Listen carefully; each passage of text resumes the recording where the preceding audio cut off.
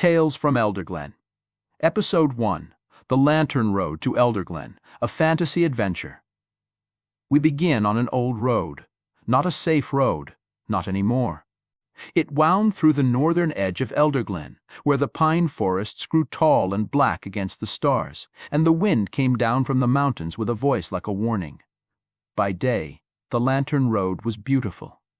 It passed through valleys of silver grass, crossed cold rivers on bridges carved by dwarven hands, and curled between old standing stones where travelers left coins, charms, and bits of colored thread for luck. But by night, the road changed. The trees leaned closer.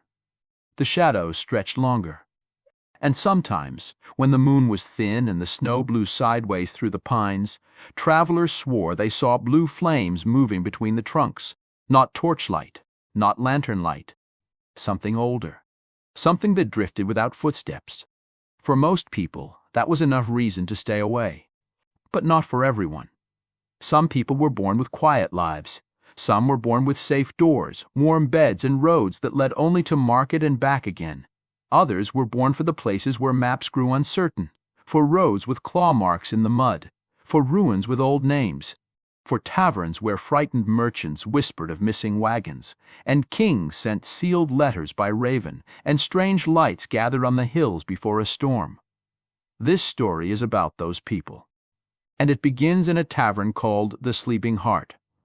The tavern stood at the edge of a small market town named Brindlewick, where the Lantern Road began its climb toward the wilder north. Its roof was steep to shed the snow. Its windows glowed amber against the evening dark.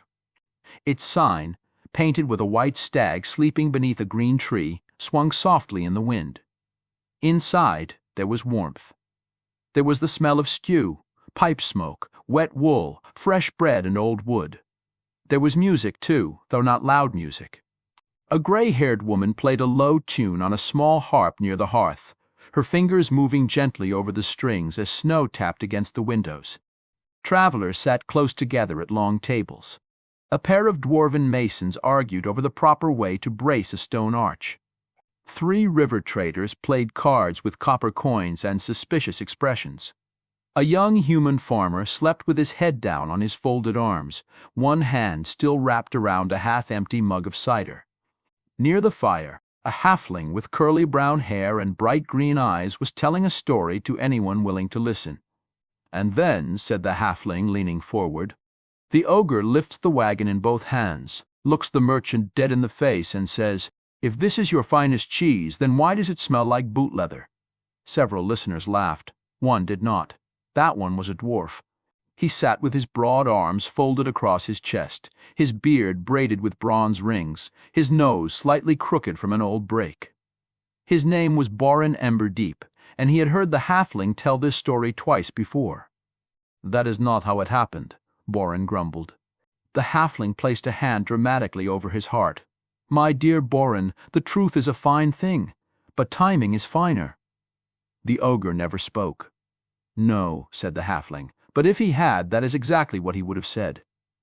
The listeners laughed again. Borin snorted into his ale. The halfling's name was Thistle Quickstep, and though he was small enough to vanish behind most bar counters, he had a way of making a room feel larger. He dressed in a patched green coat, soft brown boots, and a long red scarf that had clearly seen more adventures than some knights. He had quick hands, quick feet, and quicker excuses. But he was brave when it mattered, most of the time. At the table beside him sat a woman in a dark traveling cloak, warming her hands around a clay cup of tea.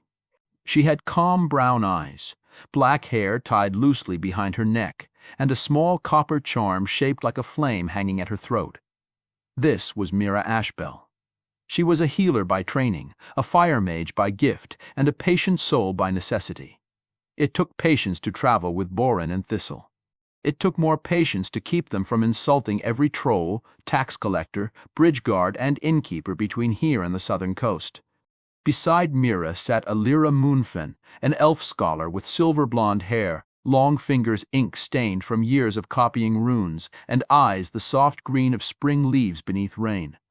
She had been reading the same old parchment for nearly an hour, though now and then she glanced toward the window as if listening to something no one else could hear. and at the end of the table sat Brum Ironpot.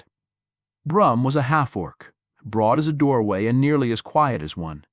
He had gray-green skin, dark hair pulled into a knot behind his head, and tusks that made him look far fiercer than he usually felt.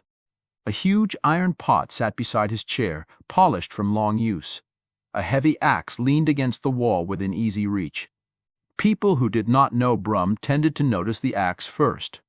People who did know him noticed the pot. He cooked better stew than any inn north of the Golden Vale, and he took criticism of his seasoning far more personally than threats to his life. "Needs time," Brum said suddenly. Thistle stopped mid-story. "What?" Brum nodded toward the tavern kitchen. "The stew. Needs time. You can smell that from here." Brum looked offended. "Of course." Borin grunted. "He can smell undercooked onions through a stone wall." Mira smiled into her tea.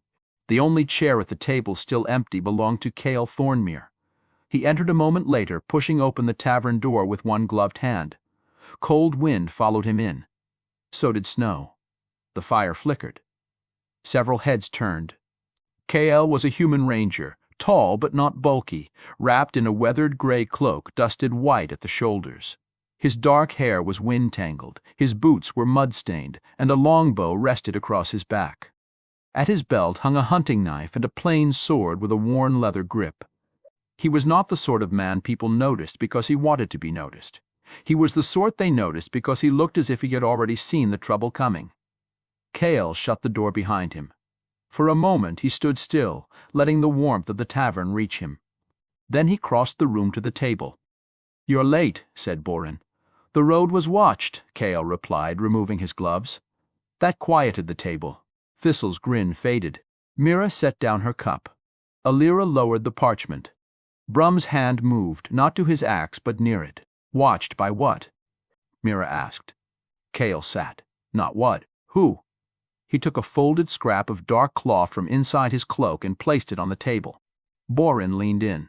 The cloth was black, stiff with frozen mud, and marked with a symbol stitched in dull red thread, a broken crown above 3 downward-pointing spears. Aelira's expression changed. "You know it," Kael said. She nodded slowly. "The Ashen Crown." The tavern seemed to grow quieter around them, though the harp still played and the fire still crackled. Thistle looked from one face to another. "I'm assuming from everyone's delightful expressions that the Ashen Crown is not a theater troupe." "No," said Borin. "Bandits, raiders, worse than bandits." "Cultists," said Aelira softly, "or what remains of them." Mira frowned. "I thought the Ashen Crown was broken years ago." "So did everyone," Kael said. He leaned closer, lowering his voice.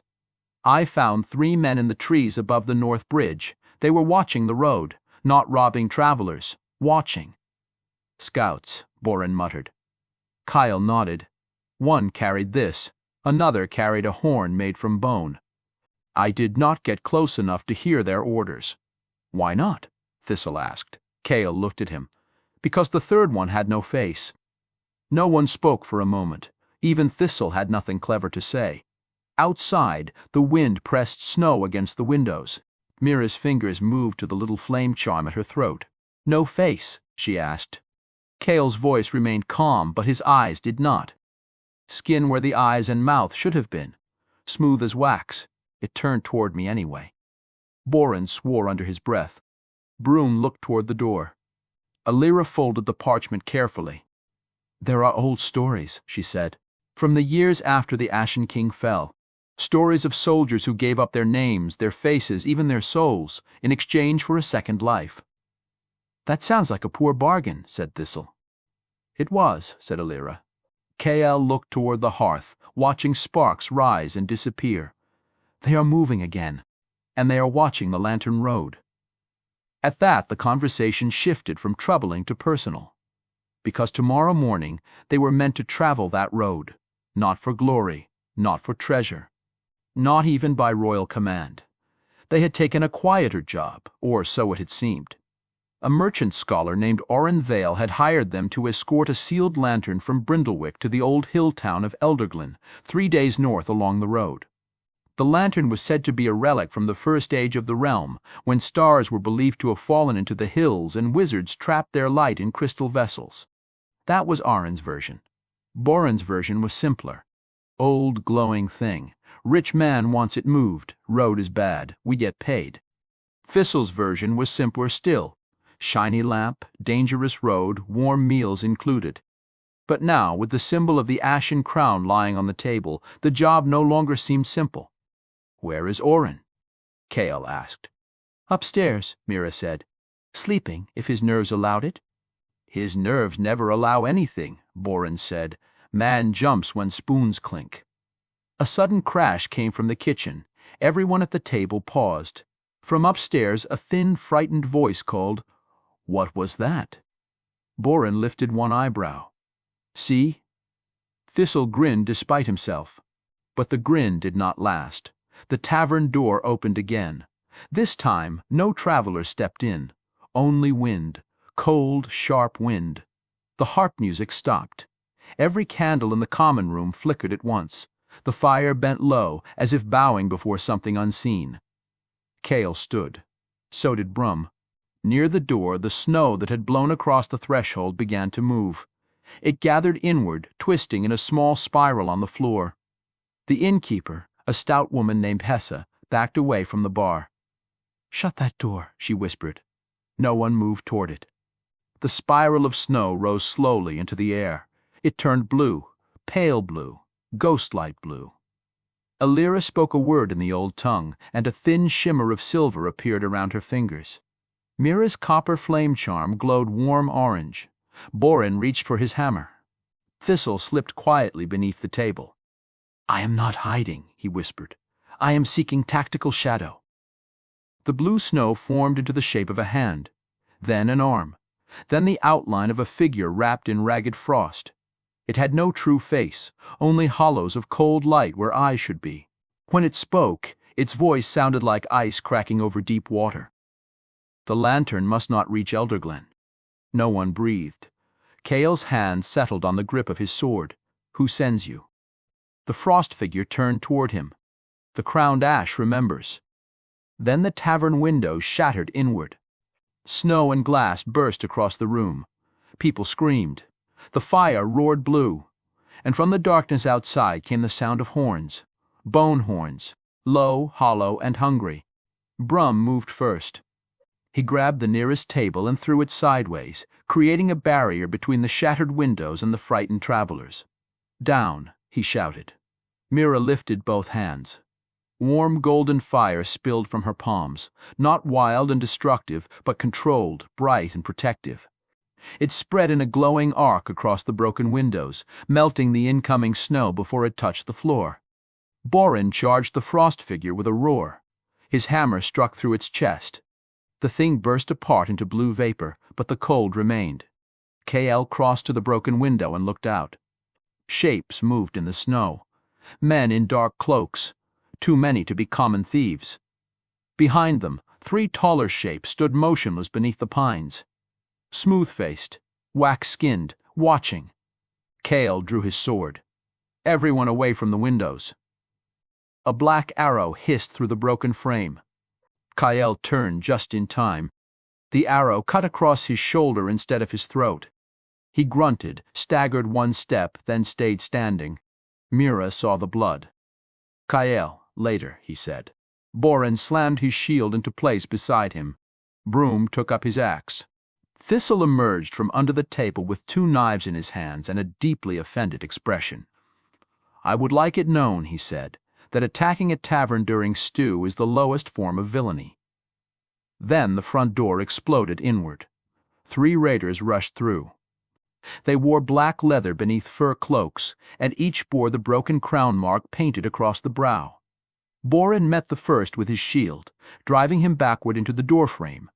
Brum caught the second by the front of his armor and threw him hard across a table. The third came for Mira. He did not reach her. Thistle appeared from nowhere behind him, hooked 1 foot around the raider's ankle and sent him sprawling face first onto the floor. "Mind the rug," Thistle said. The raider rolled, drawing a curved dagger. Mira stepped forward. Her eyes were no longer soft. A line of fire snapped from her fingers and struck the dagger from the man's hand, heating it red before it clattered across the floor. "Stay down," she said. He stayed down. Outside, another horn sounded. Aelira moved to the center of the room and began to chant. The words were old and clear. Not loud, but powerful. Silver runes appeared in the air around her, turning slowly like leaves caught in water. One by one, they flew toward the broken windows and fixed themselves to the frames. The wind struck them and split apart. The snow could no longer enter. But the raiders could. Kael knew it. "They're not here for us," he said. Borin's eyes narrowed. The lantern. A crash came from upstairs. Then Oren Vale screamed. Kael was already moving. He ran for the stairs, taking them two at a time. Mira followed close behind. Thistle darted after them, and Aelira turned to reinforce the lower room while Brum and Borin held the door. At the top of the stairs, the hallway was dark, too dark. The tavern's upper lamps had gone out. Kael slowed. His shoulder burned where the arrow had cut him, but he ignored it. A door at the far end of the hall stood open. Oren's room. A pale blue light pulsed from within. Mira whispered a word, and a small flame appeared above her palm.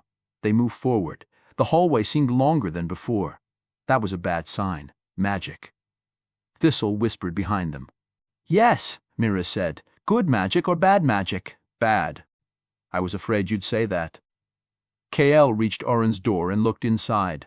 The room was overturned. Blankets torn, chest broken, books scattered across the floor. Oren Vale, thin and gray-bearded, crouched in the corner clutching a leather case to his chest. Above him stood one of the faceless men.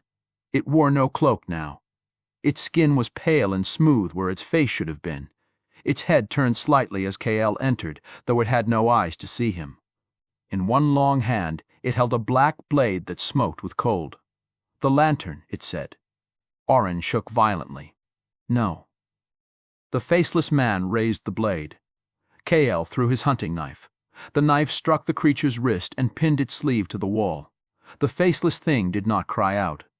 It simply turned. Too fast. It tore free, leaving cloth and something darker behind. Then it came at Kael. Steel rang in the narrow room. Kael caught the black blade with his sword, and cold shot up his arm hard enough to numb his fingers. He twisted away, barely avoiding the second strike. Mira stepped in. Fire flashed. The creature recoiled, not burned, but angered. Thistle slipped along the wall toward Oren. "Time to leave," the halfling said. Oren clutched the case tighter. "If it opens? Yes, yes, terrible ancient consequences. Bring the case." Kael fought in silence. The faceless man was strong, but strange. It did not breathe. It did not tire. It moved like a memory of violence rather than a living warrior. Kael gave ground, letting it press him back toward the hallway. Mira understood. She waited until the creature stepped across the threshold. Then she slammed both palms forward.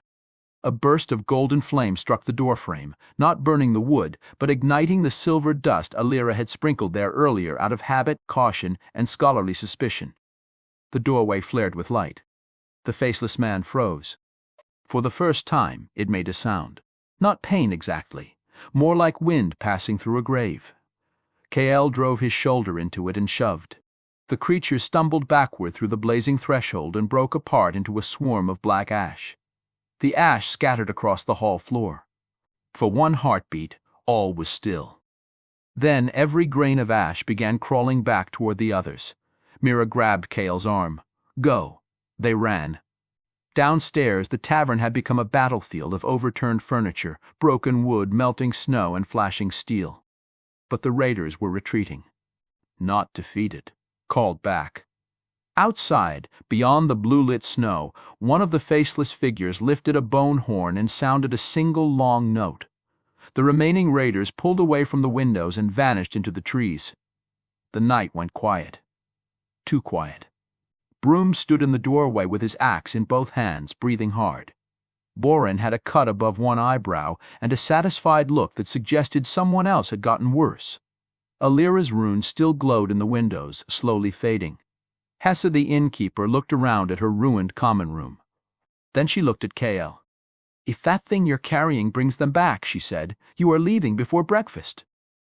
Vale came down the stairs still clutching the leather case. His face was pale, his voice trembled. "They found us too soon." Borin wiped blood from his brow. Too soon for what? Oren looked at each of them. Then slowly, carefully, he opened the case. Inside lay a lantern. It was smaller than expected, made of old bronze, cloudy crystal, and fine silver wire. No flame burned inside it, yet it gave off a faint white glow, like starlight trapped behind misted glass. The whole tavern seemed to lean toward it. Even the wounded stopped groaning. Even the fire lowered. Aelira stepped forward. Her expression was no longer calm. "That is not a lantern," she whispered. Oren swallowed. "No," he said, "not only a lantern." The glow pulsed once. Somewhere far away, beneath hills and roots and old stone, something answered. Oren closed the case. "We leave now," he said. Borin barked a humorless laugh.